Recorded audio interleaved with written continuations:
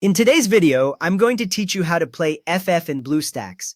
Go ahead and open BlueStacks 5 on your computer. When it loads, you should see the main BlueStacks home screen, with several app icons and the taskbar across the top.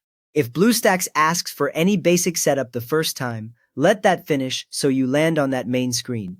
Now look for the Google Play Store icon inside BlueStacks and open Google Play Store. The Play Store window will open just like it does on an Android phone, with a search bar at the top and app suggestions below.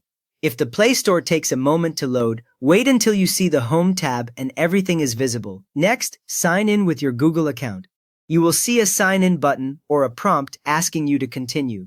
Click that, then enter your Gmail address and password. On the next screens, accept the terms and any basic options so the sign-in completes. Once you are signed in, the Play Store will refresh and your account profile icon will appear in the top right corner. With that ready, use the search bar at the top and search for Free Fire or Free Fire Max. Type the name carefully because similar apps and guides can appear in the results.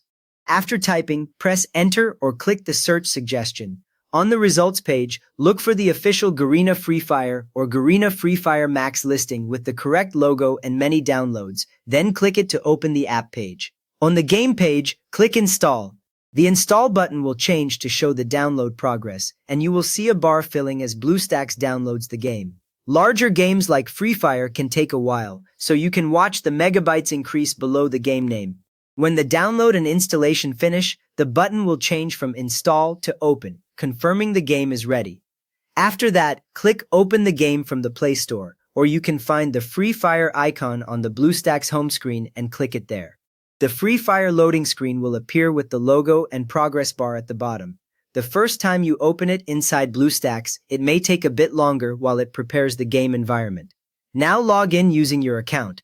You will see the login screen with options such as Google, Facebook, or Guest. Choose the same method you usually use on your phone so your progress syncs. When you select a method and approve any permissions, the game will connect to your existing account and move you to the main lobby. From here, the game will prompt you to download the required game files. Accept the download and watch the progress bar move as it fetches maps, characters, and resources. These files allow better graphics and smoother matches, and you can usually see the remaining size and percent on the screen until it reaches 100%.